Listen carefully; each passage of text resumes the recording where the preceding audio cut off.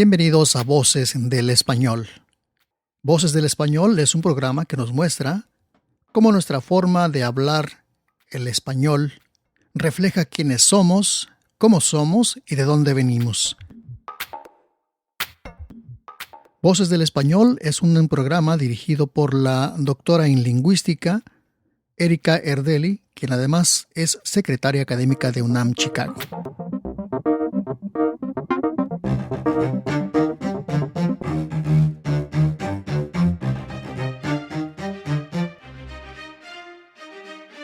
Bienvenidos a Voces del Español. El día de hoy vamos a entrevistar al doctor Horacio Molano.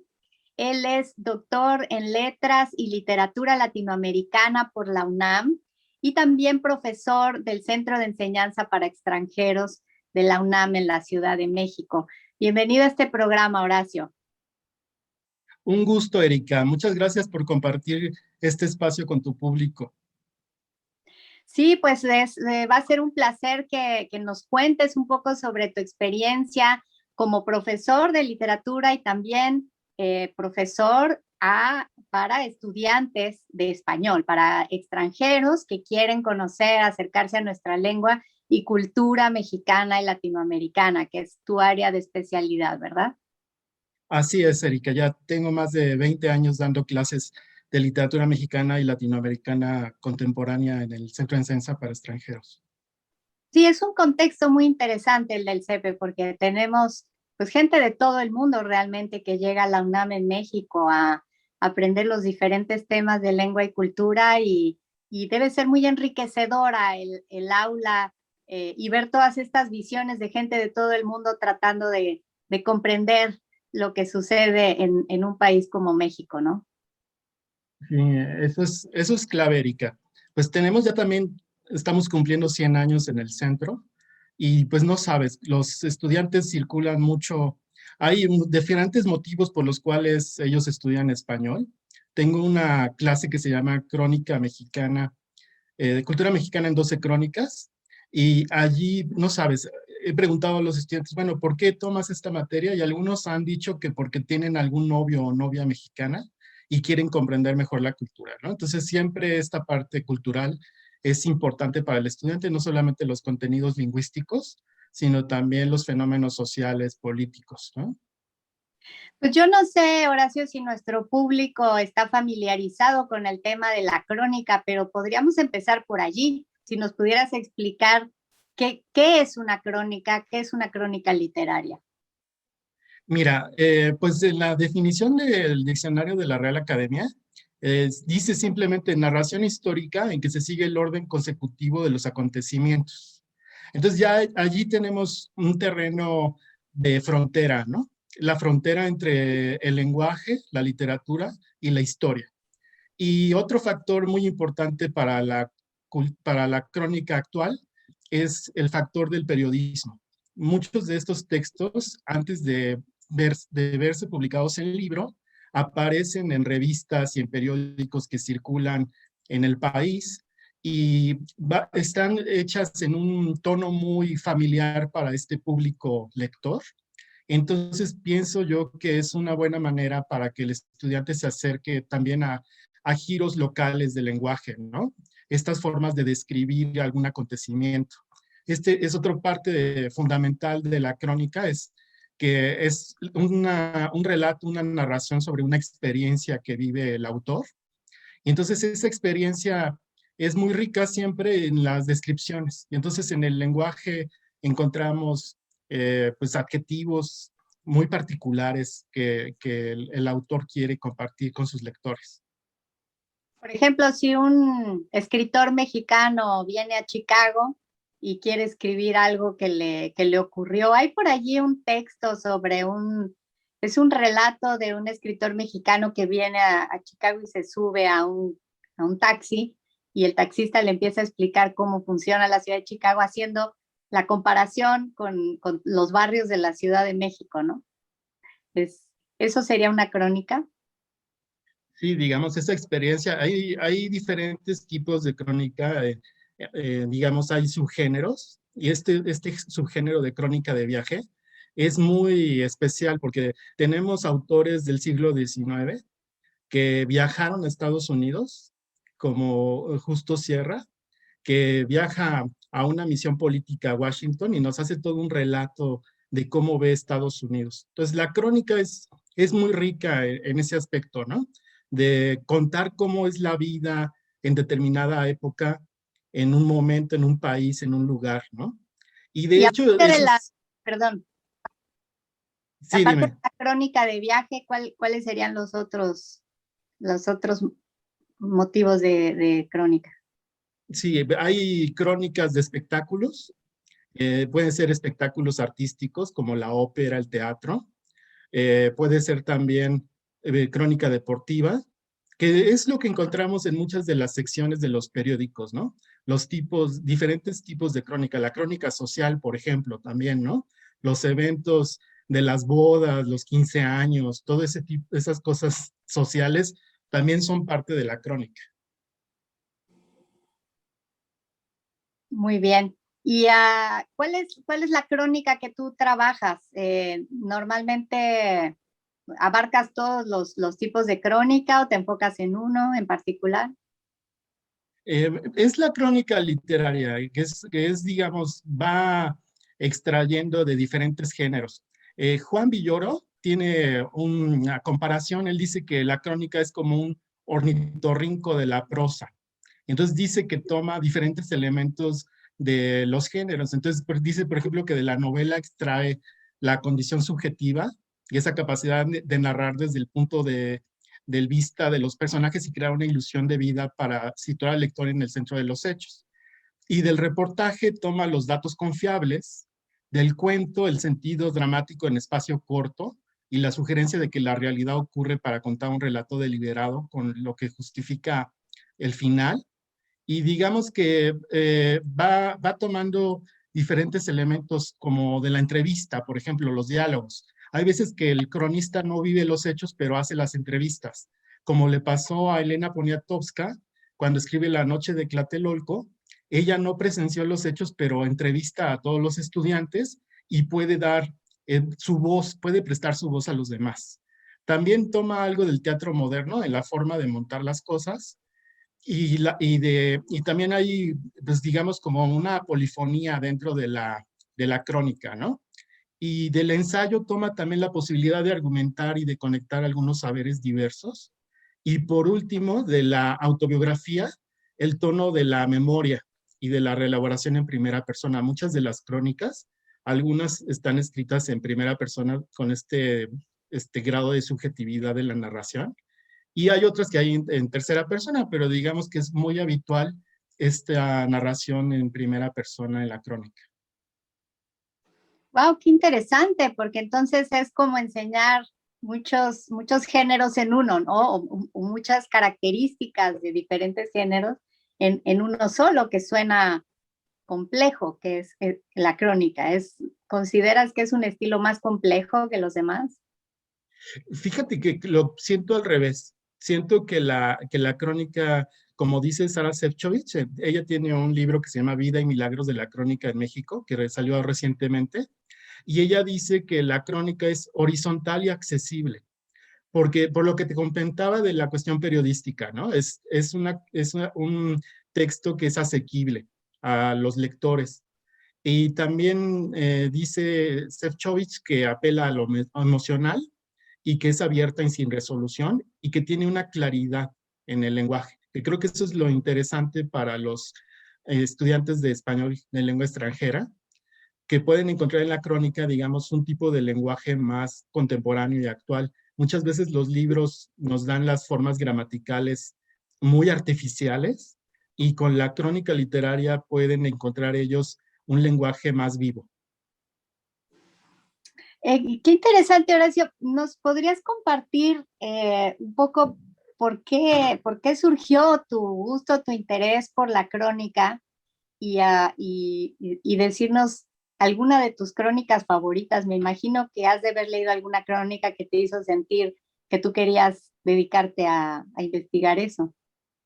Fíjate que yo tuve la oportunidad de ser jefe de departamento de literatura y me tocó poder cambiar el plan de estudios de literatura. Entonces me puse a pensar cuál era el texto adecuado para cuando el alumno ya puede empezar a leer textos literarios.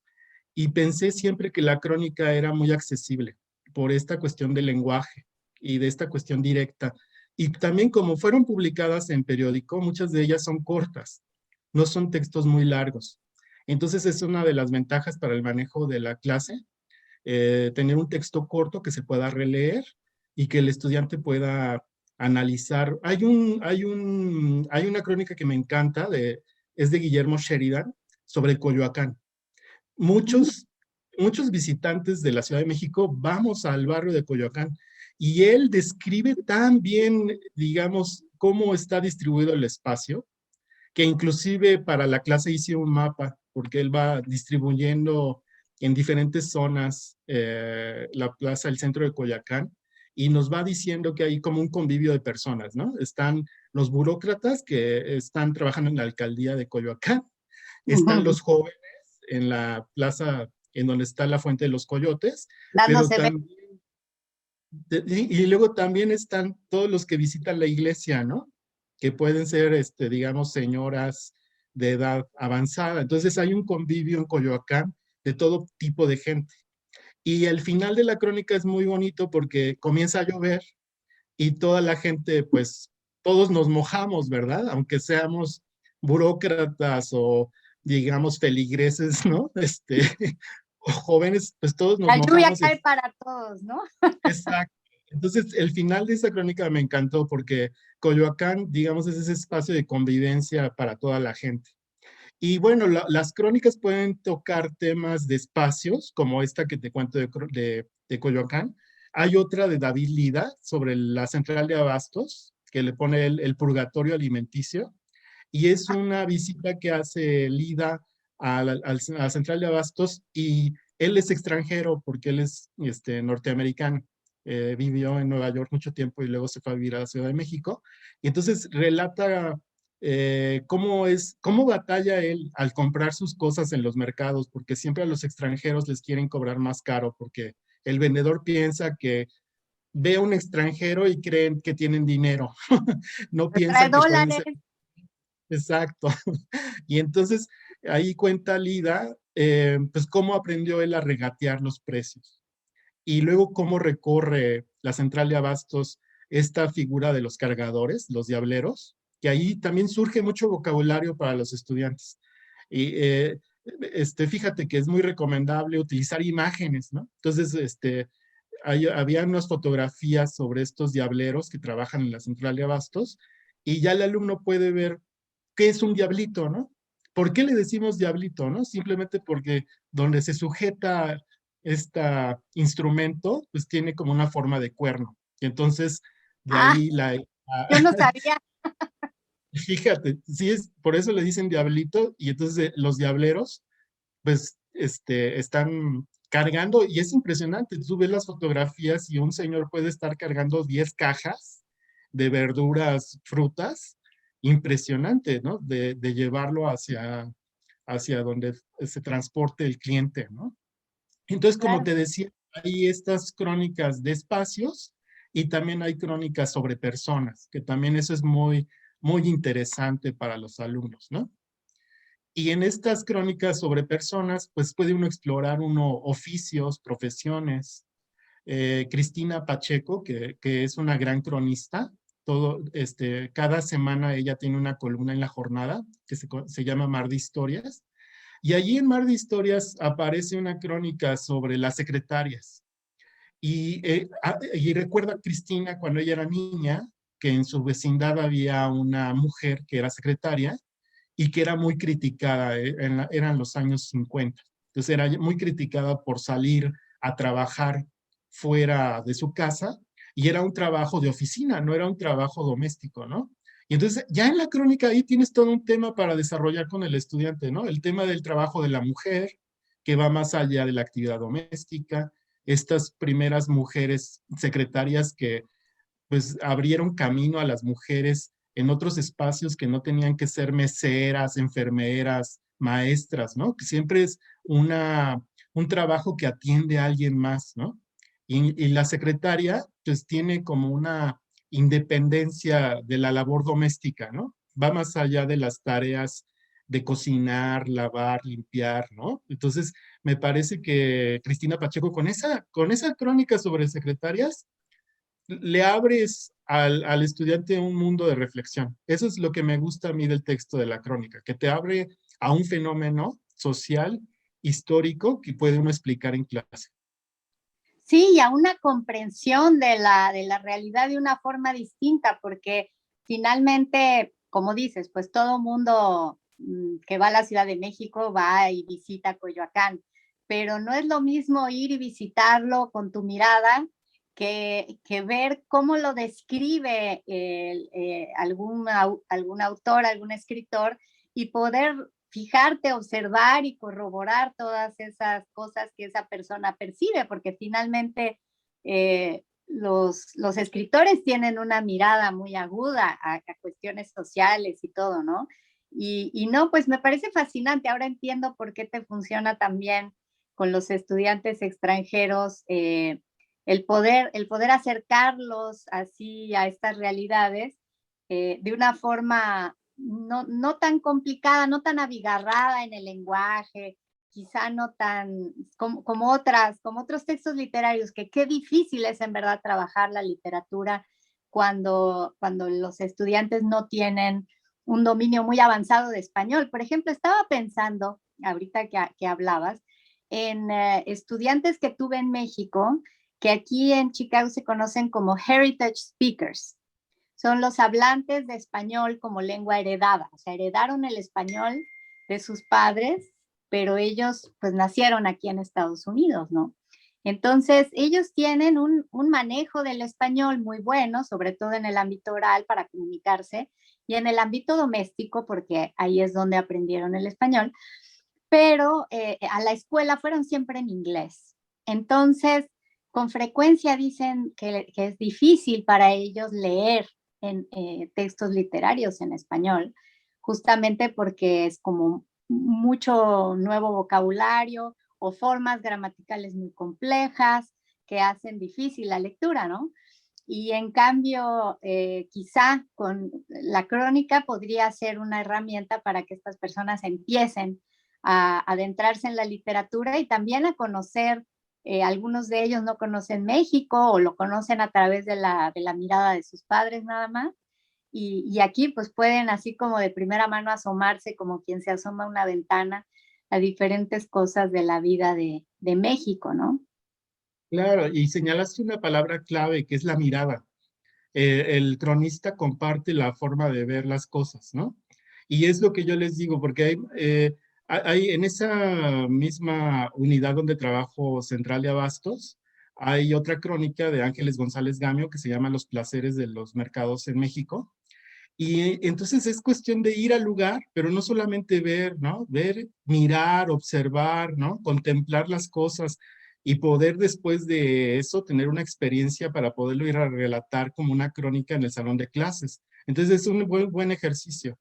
Y sí he tenido estudiantes de herencia que se familiarizan con este tipo de textos y que les va abriendo también un mundo, digamos, que no conocen, ¿no? Y que van explorando. Creo que eso también es muy importante, despertar la curiosidad del estudiante por conocer más la Ciudad de México, que es lo que ellos, por lo regularmente son alumnos que están inmersos en la lengua y entonces están viviendo en la Ciudad de México. Y hay otra crónica, Erika, que se llama Los limpiaparabrisas, escrita por Guadalupe Loaesa, en el que tienen ellos la palabra, ¿no? Porque han visto a estos limpiaparabrisas en los semáforos y dicen, ah, pues ahora ya les puedo llamar limpiaparabrisas, sí los había visto, ¿no? Estas personas que en los semáforos, cuando está el alto, ayudan a limpiar el parabrisas del coche, ¿no? Y luego la reacción de la gente, ¿no? Entonces describe ahí Loaesa muy bien cuál es la primera reacción del automovilista, de negarse a que le den el servicio, ¿no? Y entonces, pues ahí Tú ya lo llamas, vamos. perdón, tú lo llamas muy amablemente el servicio. Bueno, vamos, pero vamos tocando temas interesantes porque ahí aparece un tema de la economía informal. Todo esto que el estudiante cuando utiliza el metro en la Ciudad de México se da cuenta que le quieren vender de todo, ¿no? Le venden discos, les venden plumas, les venden de todo en el metro. Y entonces también esta forma de la economía subterránea que es un porcentaje muy grande de la economía mexicana, más del 30% de la gente está empleada informalmente. Entonces, digamos que se ven esos fenómenos que ellos lo ven en la calle y que en el salón de clases se encuentran un espacio para poderlos comentar. Creo que esa es la idea de las clases de cultura. En la clase de lengua les enseñan, bueno, las estructuras gramaticales, la sintaxis, ¿no? La fonética, toda esta parte, digamos, de la lengua que es riquísimo, pero en la clase de cultura tienen la posibilidad de hablar de sus propias experiencias en la calle, ¿no? En su forma de vida y cómo enfrentan ellos la vida cotidiana en la ciudad. Eso me parece fundamental.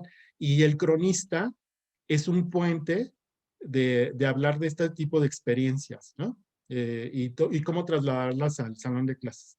Entonces, como te decía, los temas de la crónica son variados, muchas veces sobre espacios, a veces sobre personas, pero también tenemos crónicas sobre momentos históricos. Entonces hay, por ejemplo, como te comentaba, todas estas crónicas del 68, que son escritas por gente que era joven, hay testimonios, ¿no? Entonces, esa parte también de trabajar con la historia es muy importante para la crónica. Y también porque finalmente están capturando como un momento en un espacio, ¿no? Y entonces, si uno lee crónicas un poco más viejas, Salvador Novo fue otro gran cronista de la ciudad, entonces ahí va uno acercando también al estudiante a otro tipo de experiencias, ¿no?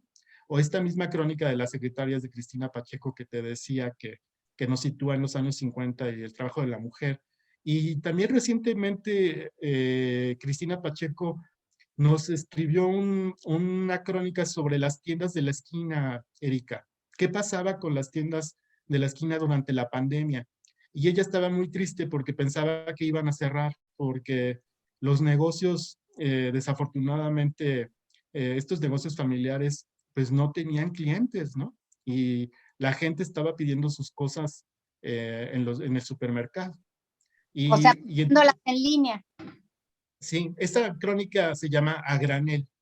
Y bueno, cuenta esta experiencia de cómo se compran las cosas en la tienda de abarrotes. Uno puede comprar una bolsa de azúcar, medio kilo de arroz, un poco de frijol, ¿no? Entonces, toda esta forma que tienen estas tiendas de abarrote y que son espacios de convivencia social. Eso lo describe muy bien Pacheco.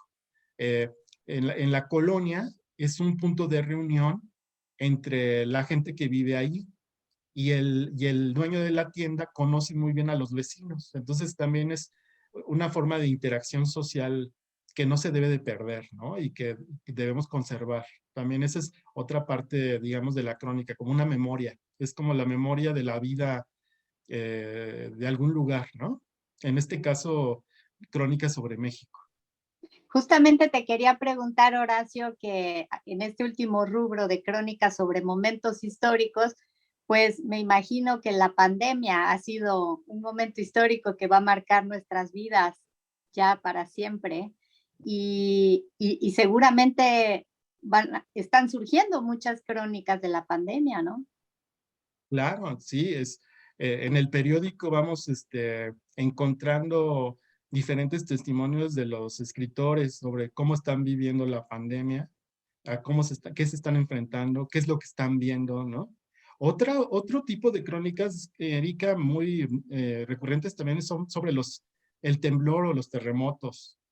Ay, De 1985 hay muchos testimonios y todo el mundo tiene una historia, ¿no? Eso también es interesante con el estudiante. Y yo siempre hago el ejercicio en clase de que me cuenten los estudiantes, el primer día de clases hago eso, ese ejercicio, de que me cuenten cómo fue su despedida en su país, cómo fue el trayecto en el avión, qué pasó cuando llegaron al aeropuerto. Y ahí ya tienes una crónica. O sea, simplemente de la forma en que ellos se despidieron en su país y luego también lo que les dicen, lo que les dicen sus familiares de venir a vivir a México, ¿no? Desafortunadamente México tiene una fama de violencia muy grave, entonces hay como una cuestión de alarma por parte de los familiares y amigos de los estudiantes que vienen a vivir aquí. Y ellos cuando viven aquí ya se sienten seguros, ¿no? Y saben que no es así, que México puede ser un lugar muy agradable. Como contábamos con Coyoacán, hay espacios de la ciudad que son realmente hermosos y que disfrutan los estudiantes, ¿no? Entonces tienen como otra versión de los hechos, una Claro. cuestión ya personal, ¿no? Que es esto lo que queríamos recalcar, esta idea de la mirada, cómo ven ellos a los mexicanos, ¿no? Entonces, la crónica es un medio para poder hablar de estos fenómenos culturales y de cómo se ven, cómo nos vemos entre nosotros, ¿no? Bueno, a mí me gustaría leer la crónica del profesor durante la pandemia. Todo lo que hemos pasado los profesores en esta transición abrupta de la enseñanza en las aulas. Bueno, y no solo los profesores universitarios, los profesores de las primarias y las secundarias, es que esto ha sido verdaderamente algo digno de contarse, ¿no? Claro, Erika, y cómo los papás tienen que ser multiusos, porque tienen que atender a su trabajo, pero tienen que atender la tarea del hijo. Y entonces se vuelven profesores en la casa. Entonces es así, digamos, la vida familiar dentro del espacio del hogar se ha transformado muchísimo, ¿no? Esta cotidianidad. Y estar conviviendo las 24 horas, ¿no?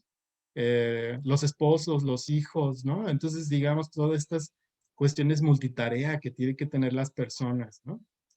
Y sí, los profesores pues hemos tenido que transitar de una manera acelerada a lo digital y también ahí da nostalgia de tener a los estudiantes en el aula, ¿no? Se ha prolongado mucho nuestra ausencia en las instalaciones y tener el contacto personal siempre se extraña, aunque también hay una gran ventaja con estar en videollamadas, ¿no? Uno está viendo las caras de los estudiantes ahí en la pantalla.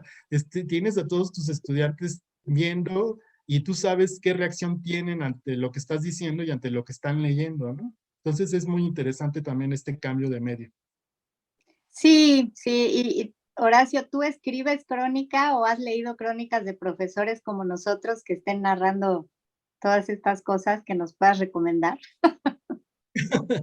Pues fíjate que en el Facebook y en algunos blogs ha habido compañeros que han escrito algunas, pero más bien son como charlas, ¿no?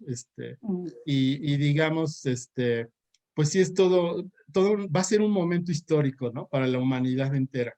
Se ha visto también en los documentales, ¿no? Cómo se ha vivido en la pandemia con muchos videos, hay mucho material que circula en las redes.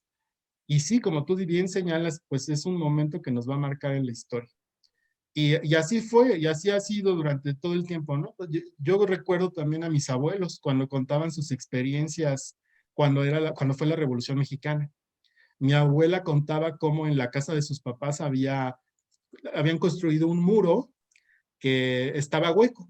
Entonces, cuando llegaban los revolucionarios, todas las muchachitas jóvenes en una escalera tenían que colgarse, quedar en ese espacio hueco entre las dos paredes y ocultarse mientras que estuvieran los revolucionarios, ¿no? Para protegerse. Entonces, digamos, son experiencias que te van contando y esa es otra parte de la crónica no escrita, ¿no? Digamos, como historias de familia también Orales. son, que son orales, claro.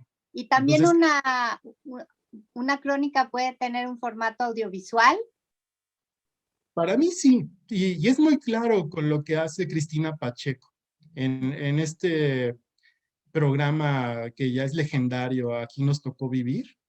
Estas entrevistas que ella hace en la calle, pues, muchas de ellas son crónicas de la ciudad y de entrevista y la gente habla de sus experiencias, ¿no? Que eso es, creo, vital en una crónica. En la crónica literaria, digamos, ya la cuestión es el lenguaje, cómo va cambiando el escritor, va siendo más profundo en sus descripciones y en su forma de ver las cosas. Pero digamos que la crónica es un género muy amable en ese sentido, porque también, como bien decíamos, pues son estas experiencias. Y Erika, hay otra parte también de la crónica que es fundacional en la literatura latinoamericana, que son las crónicas de la conquista. Cuando llegan los españoles, la crónica es el medio para transmitir lo que está pasando. Y entonces ahí tenemos, ¿no? Pues también el nacimiento de la literatura, porque están tratando de relatar lo que están viendo con las palabras que tienen y no alcanzan las palabras para describir lo que es América, ¿no? Entonces ahí tenemos también nuestra semilla de la literatura. Qué bien que lo mencionas, pues ahora estamos a 500 años de la caída de Tenochtitlan y justamente nos estás haciendo conectar nuestros 500 años de historia, empezando y terminando con la crónica desde la conquista hasta la pandemia. Entonces, ha sido muy interesante, Horacio. Muchísimas gracias. Se ve que este tema da para muchísimo, se nos ha terminado el tiempo, pero ha sido fascinante ver la gama de temas, el enfoque y el interés que pueden generar en personas que quieren acercarse a la cultura mexicana y latinoamericana. Así que muchísimas gracias por esta entrevista y esperamos contar con tu presencia más adelante nuevamente aquí en Voces del Español. Pues ha sido un gusto, Erika. Muchas gracias a ti por invitarme. Y gracias a todos los que nos acompañaron. Esperamos que haya sido de su interés y los esperamos en el próximo programa. Hasta la próxima.